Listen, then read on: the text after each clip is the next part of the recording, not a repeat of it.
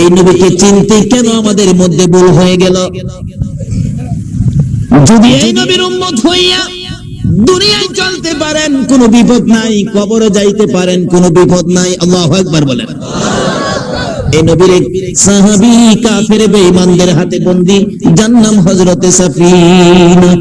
কাফের বেঈমানেরা বন্দী করে ঘেরাও করে ফেলছে, রডের পিঞ্জরার ভিতরে লুকায়া রাখছে সাফিনাকে। আর কিছু দুই একটা গ্রামের পরে মুসলমানদের সেনারা আইসা গেছে। কাফেররা পরামর্শ করে সকালবেলা ঘুম থেকে উঠে সাফিনাকে জব করে ফেলবো, না হয়তো মুসলমান সৈন্য আইসা পড়তেছে। সকালবেলা জব করবে খবর পাইয়া সাফিনা এইরকম গভীর রাত্রিতে মানুষ যখন ঘুমিয়ে গেল, নিরিবিলি নির্জন বসে বসে কান্দে, মাবুদ রে সকালবেলা কি আমার জীবন শেষ হয়ে যাবে। গভীর রাত্র হলে কান্নাকাটি বন্ধ করে রডের ঘেরাও পিঞ্জরার ভিতরে বসা। বাঘ যেরকম খাঁচায় রাখে এরকম খাঁচায় রাখছে, তালা মেরে রাখছে গেটের মধ্যে। রাত্রে সাফিনা তালার মধ্যে ধরে রাখতেছে, তালা আমি কেমন নবীর উম্মত জানোস নি? আল্লাহু আকবার কর না। যেই নবী না হইলে তুই হইতি না, যেই নবী না হইলে লোহার খনি হতো না, তেলের খনি হতো না, যেই নবী না হলে চন্দ্র সূর্য হতো না। তালারে তোর তো লোহা দিয়া বানাইছে, আমি নবীর সাহাবী রে, আমারে চিনিস নি? আমি নবীর কালিমা পড়েছি। তালারে আমি নবীর উম্মত হইয়া নবীর সাহাবী হইয়া আমি তোকে বলতেছি, অনুরোধ করতেছি, তালা তুই খুইলা যা, চাবি সারা তালা তুই খুইলা যা। এই কথা বলতে দেরি, লোহার তালা খুলতে দেরি হল। আল্লাহু আকবার, নারায়ে তাকবীর, আল্লাহু আকবার, নারায়ে সালাত, ইয়া রাসূলুল্লাহ। মাওলানা তুমাইদুল সাহেব জিন্দাবাদ, মাওলানা তুমাইদুল সাহেব জিন্দাবাদ, জিন্দাবাদ। তালা খুলে যা রে, সঙ্গে সঙ্গে তালা খুলে গেট খুলে গেল। গেটের ভিতর থেকে বাহিরে হইয়া আস্তে করে সামনে বাড়ে আর ডাকে, দয়ার নবী, মায়ার নবী গো, আপনি নবী আমার জীবন। কয়রা কয়রা দি, দয়ার নবী, মায়ার নবী গো, আপনি নবী আমার। এইভাবে সাফিনা গভীর রাত্রে নবীর নাম জপতে জপতে পিঞ্জরার ভিতর থেকে বাহির হইয়া যখন মরুভূমির পথ দিয়ে রওনা করলেন, পাহাড়ের পর পাহাড়, হঠাৎ দেখে মিটি মিটি চাঁদনি জ্বলতেছে। হঠাৎ দেখে একটা পাহাড়ের মধ্যে একটা ভাগ তার দিকে পজিশন নিতেছে, ধরে খাবে, লেজ লাড়াতেছে, পজিশন নিতেছে, খাপ করতেছে। এমন সময় চোখে পড়ে গেল সামনে বাঘ, আর একটা চিৎকার মারছে, জঙ্গলার বাঘ রে, আমি আখেরি নবীর উম্মত। যেই নবী না হইলে তুই হতি না, যেই নবী না হইলে আকাশ জমিন হইতো না। বলুন এগুলি কার জন্য সৃষ্টি হয়েছে? এই নবী কি কার নবী? এই নবী যদি আমাদের নবী হয়, আমরাই তো থাকবো সবাই টপে, কিন্তু আজকে আমরা গেলাম সকলের পায়ের নিচে।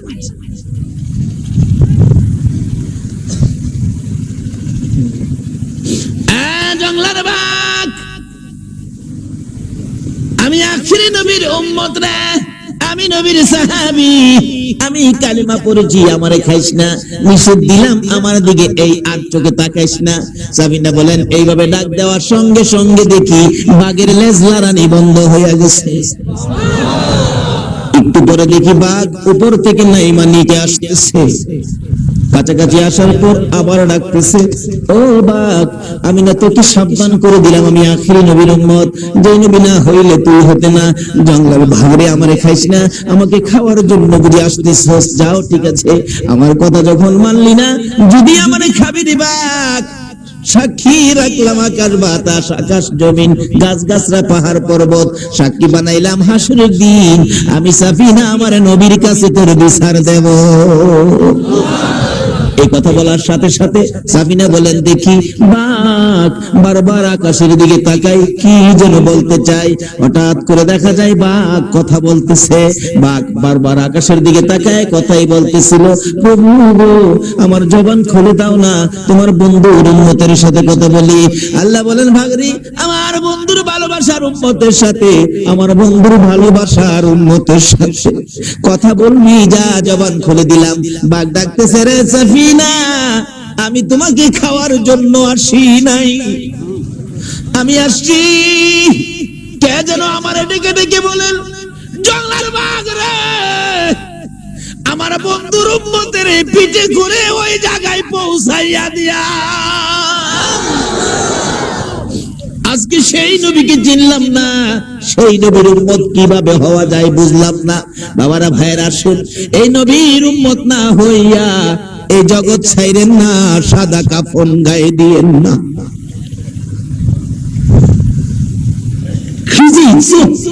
এই নবীর উম্মতের আজকে নবী চিনলাম না, যার উসিলায় আমার আল্লাহ এত কিছু করেছেন, কেন চিনেন না? নবীর জীবনে পড়ুন। মা আমেনা বলেন, যেদিন শিশু নবী দুনিয়ায় জন্মগ্রহণ করেছে, এই দিনও আমি দেখেছি আমার শিশু সন্তান, শিশু নবী উম্মতি উম্মতি বলে রাসূল কাঁদছে। যেদিন আমার নবী আস্তে আস্তে বড় হয়ে যায়, সুযোগটা পাইলে উম্মতি উম্মতি বলে কাঁদতেন।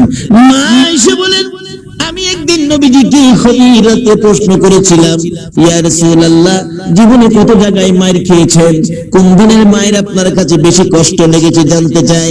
আমার নবী চোখের পানিগুলো ছেড়ে দিয়ে কান্দে, আয়েশা রে, বহু জায়গায় মার খেয়েছি রে আয়েশা, কিন্তু তাইবের জমিনের মার আমি এখনো কলিজায় ব্যথা পাই রে আয়েশা। নবীজি জামা মোবারক টাইনা টাইনা দেখাইতেছে, রে আয়েশা, আমার চেহারার দিকে তাকাইয়া দেখ, কালো কালো দাগ দেখা যায়, এই প্রত্যেকটা দাগ আয়েশা রে তাইবের জমিনের যুবকদের পাথরের আঘাতের দাগ। আজকে সেই বয়সের যুবকেরা বিডিকান্দির জমিনে আমার নবীর পক্ষে মাহফিলের আয়োজন করেছে। বাবা যুবকেরা গো, কেমন মা তোমার পেটে রাখছে, কেমন বাবা তোমাকে রোজগার করে খাওয়াইয়া বড় করছে। আজকের এই সংগঠনের যুবকদের মা বাবা কে হয়েছে, তোমাদের জীবন ধন্য। যে যে যুবকের আজকে সুন্নি মহাসম্মেলনের আয়োজন করেছে, মিলাদুল নবীর আয়োজন করেছে, আসরের জমিনে আমার নবী তোমাদেরকে না লইয়া ফুলসিরাতের ফুল পার হবে না। আমার নবী বলেন, আয়েশা রে, আমি জামা খানে উঠাইয়া দিলাম, তাকাইয়া তাকাইয়া দেখ, তাইবের জমিনে রে আয়েশা, এক বয়সের যুবকের আমারে কেমন মারছে। মা আয়েশা বলেন, ইয়া রাসূলুল্লাহ, আপনি কি তাদেরকে গালি দিয়েছিলেন? না, গালি দেই নাই। তাদেরকে কষ্ট দিয়েছিলেন? না, কষ্ট দেই নাই। তাহলে কেন তারা মারলো জানতে চাই। রে আয়েশা, আমি তো কালিমা পড়াইতে গিয়েছিলাম, এক বয়সের যুবকেরা আমাকে ঘেরাও করেছে, আজকে এই বয়সের যুবকেরা নবীর প্রেমের মালা গলায় লাগাইছে।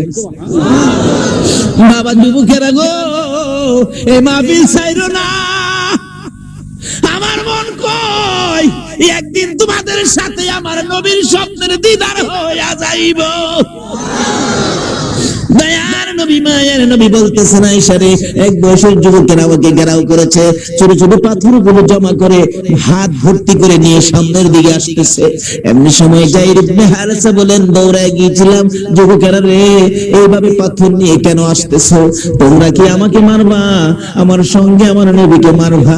রে যুবকেরা, যদি মারতে মনে চায় আমারে মার রে, কিন্তু আমার নবীরে মারিস না। আমার নবীর মা নাই রে, বাবা নাই রে। তারপরেও যুবকেরা মানে নাই রে আয়েশা, আমাকে চারদিক ঘেরাও করে ফেলছে। আমিও জিজ্ঞেস করেছিলাম, যুবকেরা গো, তোমরা কেন আসছো? তোমরা কি আমারে মারবা? আমারে মাইরো না, আমি বড় দুঃখী। তারপরেও কোনো কথা শুনে না, চারদিক ঘেরাও করে হঠাৎ করে একটা যুবক ইশারা করেছে, মারো মারো মারো মারো। খালি পাথর মারে রে আয়েশা, কেউ বাধা দেয় না। এইভাবে মারতে মারতে একবার নয়, দুইবার নয় রে আয়েশা, আমাকে 3 বার করে বেহুশ করেছে রে আসা ওই পাথরের আঘাতের দাগগুলো আমার চেহারায় দেখা যায়। ওই তায়েবের জমিনের মায়ের আমি নবী সবচেয়ে বেশি ব্যথা পেয়েছি, কষ্ট পেয়েছি। আমার নবী ডাকে, আয়েশা রে, তায়েবের জমিনের মায়ের কথাও আমি নবী ভুইলা যাই রে, যখন আমার গুনাহগার উম্মতের কথা মনে হইয়া যায়। উম্মতের কান্দার গো নবী, রহমতের বান্দার, বলুন উম্মতের কান্দার গো নবী, রহমতের বান্দার। নবী বিনে রোজ হাসরে কে করিবে পার, নবী বিনে হাসরে কে করিবে পার। উম্মতের কান্দার গো নবী, রহমতের বান্দার, উম্মতের কান্দার গো নবী, রহমতের বান্দার। মোদের নবী দয়ার সাগর, গুনাহগার উম্মতের পাগল। মোদের নবী দয়ার সাগর, গুনাহগার উম্মতের পাগল। রোজ হাসরে সেজদায় পড়ে কাঁদবে যারে যার, রোজ হাসরে সেজদায় পড়ে কাঁদবে যারে যার। উম্মতের কান্দার গো নবী, রহমতের বান্দার, উম্মতের কান্দার গো নবী। যাইয়া দেখো মদিনাতে, কান্দে নবী রোজা পাকে। যাইয়া দেখো মদিনাতে, কান্দে নবী রোজা পাকে।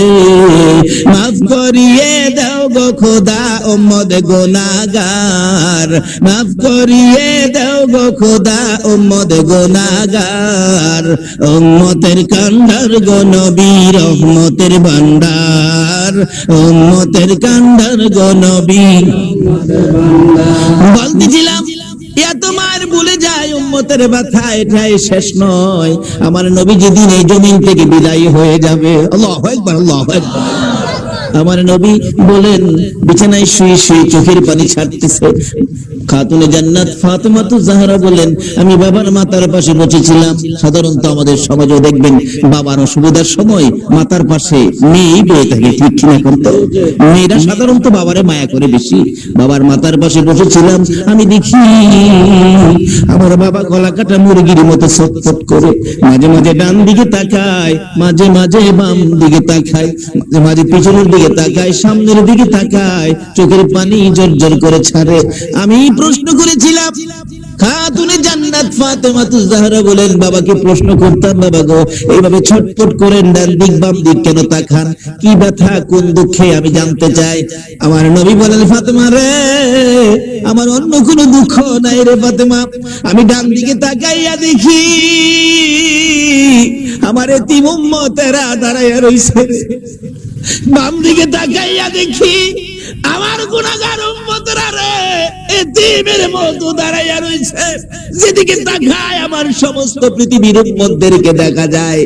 আমি নবী ছটফট করি রে, এই গুনাহগার উম্মত ফালাইয়া আমি নবী কই যাইব রে। ফাতেমা, আমি আমার উম্মত ফালাইয়া যাইতে রে, এই ব্যথায় আমি গলা কাটা মুরগির মতো ছটফট করি। বলুন, এই নবীকে চিনা আমাদের দরকার আছে কিনা?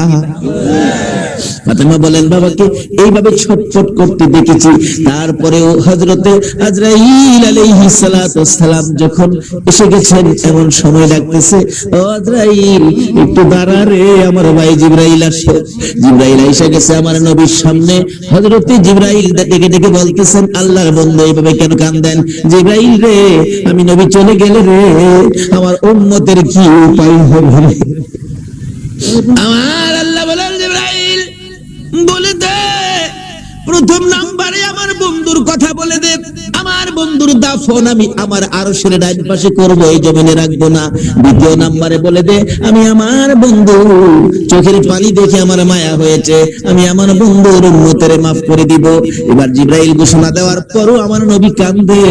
ও জিবরাইল, একটা ব্যথা আরো এখন বাইরে গেছে। কি ব্যথা?